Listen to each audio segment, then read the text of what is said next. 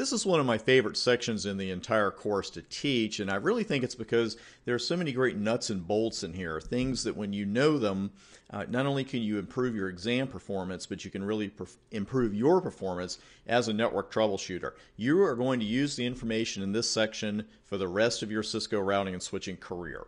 You know, you may go into a job where maybe you're not touching switches that often, or maybe you're not touching EIGRP often if your network doesn't run it, but you're going to be, everybody runs the things we're talking about in here, and you're definitely going to be using this info for a long time, starting with your CCENT and CCNA exams.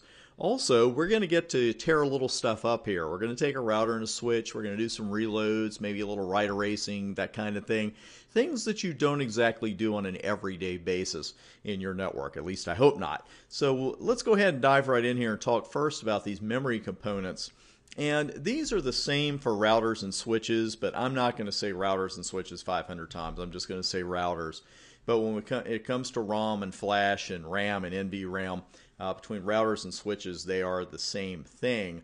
Now, we need to see what's contained in each of these and also be very careful to note what is retained and what is not retained on a reload. For one, we know that's going to pop up on the exam, and secondly, there's nothing worse than thinking you've saved your work and you find out that you haven't. So we need to know, what's going to be retained and not retained on a reload.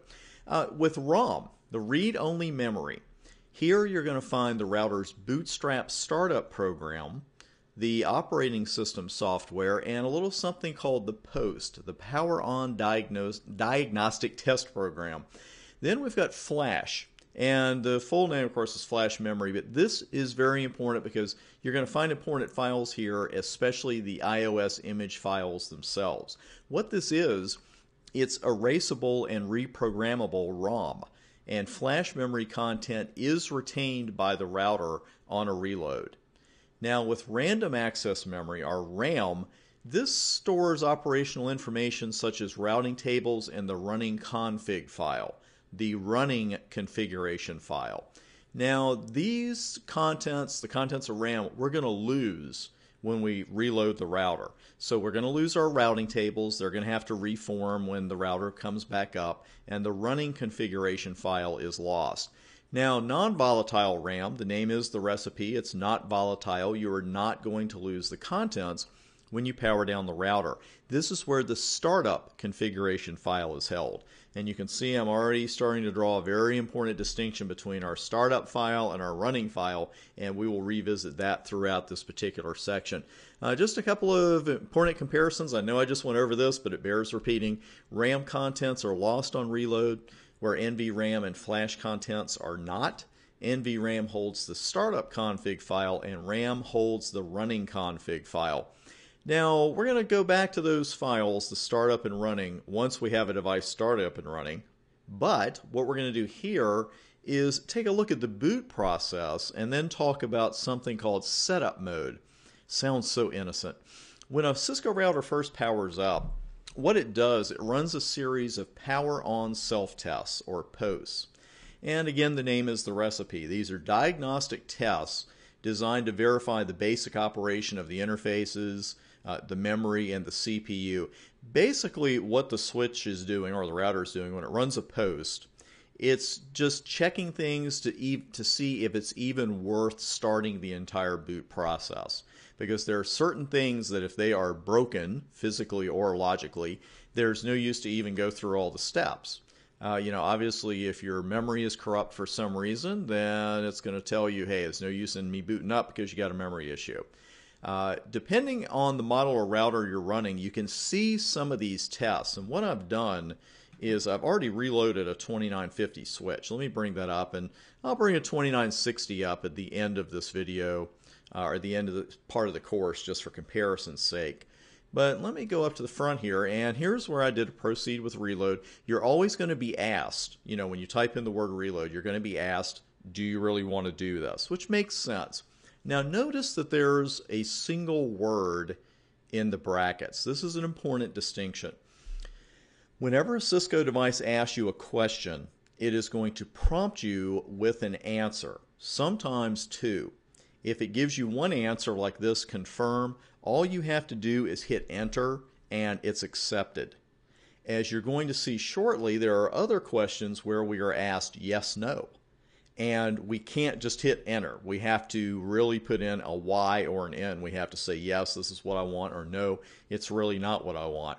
And it's a 2950 switch, and you see a couple times it's mentioned here. And it's going to go through its process, base Ethernet, MAC, initializing flash, etc. And it's going on down here. And then you'll notice after flash, C2950I, 6Q4L2-MZ, etc., you see all these pound signs. That means that the file is being uncompressed and installed. And what will happen is when you reload a router, when that starts happening, you'll see the little pound signs start to appear on the screen. They're not all going to appear at one time. It's going to be one at a time. Now, sometimes this goes pretty quickly, and sometimes it goes pretty slowly, depending, of course, on the size of the file and some other factors. The only time you have a problem is when those pound signs stop appearing. You know, and you get like a couple of rows and it just stops for a long time. Then you've got an issue. But here, thankfully, all the pound signs kept scrolling. I've got the font really turned up so you can't see all the window, but you can see it's just a huge series of pound signs. Then it's going to give you a little warning about what you can and can't do. Then we've got the version, we've got the resoftware, iOS software, when it was compiled, etc. And here are the posts that I mentioned. Now, not every post the device runs is going to be shown on the screen. I do not know the exact scientific method of why they show some and why they don't show others. But you can see here, system board test passed. Sounds good to me. Ethernet controller test, again, sounds good to me. We see a front-end loopback test. And that's about it. And you can see, I also like this one, last reset from system reset. It says, hey, here's why I reloaded. And then press return to get started. So that's what I did. And in a few seconds, what you see is all of this information scroll up. And if you have any little problems in Spanning Tree or anything else, you might get some messages there about it as well. But right now, we're concentrating on those posts and exactly what those are and what they do. Now, another big thing that posts find out very early is if a fan is broken. That's probably the number one post. Actually, it is the number one post result, bad post result I've run into over the years. It's going to tell you it's an environmental factor, and it gives you a message on the screen that pretty much says, hey, you know, we're just, you know, sure out of luck because I'm not going to bother booting because I got a broken fan or I got this problem. And once you see that post the first time, you just, you know, moan and groan, and then you just get to work and get it troubleshooted. But here, we're assuming that our fictional router has a good fan, which our real router did as well, and it's going to move forward. Now, after the router passes the posts, it looks for a source from which to load a valid iOS. And we saw that as well. Let's go ahead and bring that up one more time. Up here. And here it is, and it starts saying loading flash. Now, all these numbers actually mean something after this, but we don't have to go into that yet here at the CCENT exam level, thank goodness. So we've got loading flash. Here's the file it's loading. And it looks, you know, it said loading flash. So that's where it's loading the file from. That's actually the first place that the device is going to look for the iOS. It's going to look for flash. In flash, that's the default. We can also have it load from a TFTP server, a trivial file transfer protocol. Sounds like a throwaway protocol, right? Like something you're not going to use very often. You are going to use a lot of TFTP servers in your Cisco career. Usually it's going to be your laptop because you can get free software or almost free software. I've run a free program for years. That's worked very, very well for me.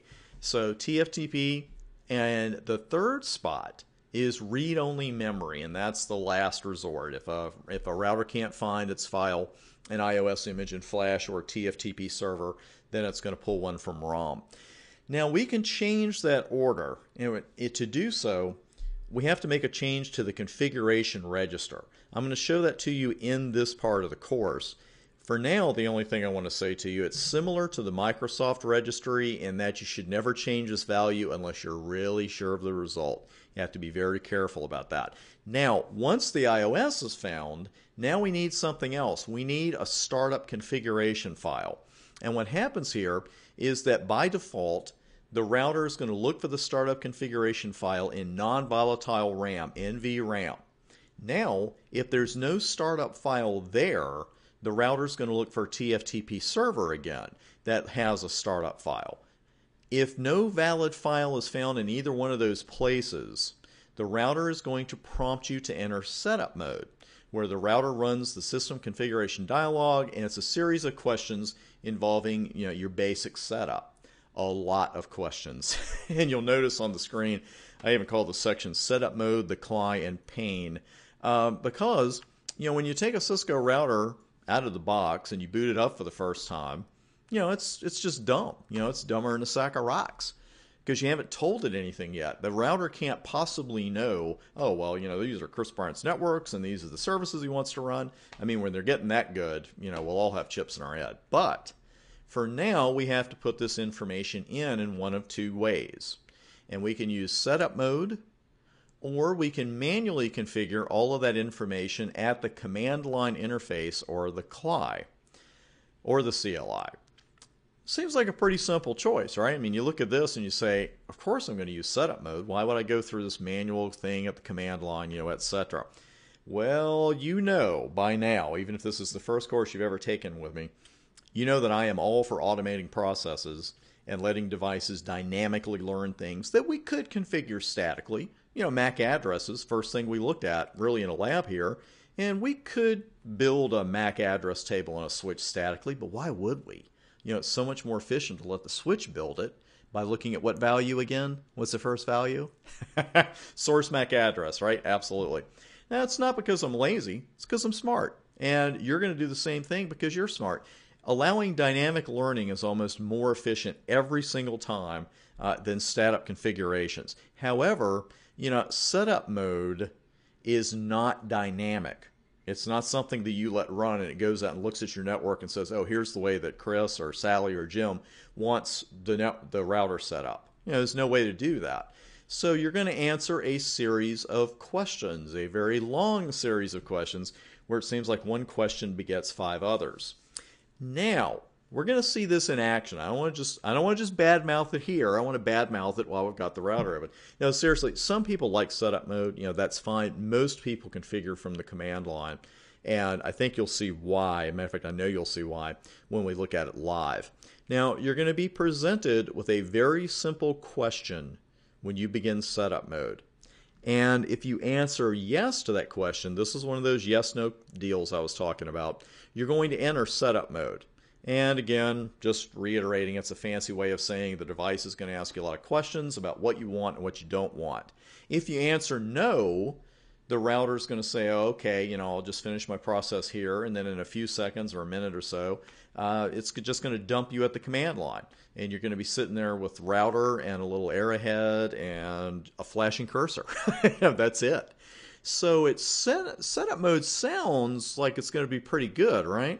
Well, there's, again, nothing wrong with choosing setup mode, but I've seen many admins, they get tired of answering questions in a few minutes. It's like you feel like you have to answer a question about everything the router can possibly do, because you do. And you're thinking after about a minute or so, it's like, man, I don't want to do it like this. Just get me out of the command line. I usually last about 30 seconds with setup mode. And what we will do on the very next video, I am, during our break here, going to write erase a router. We're going to reload it.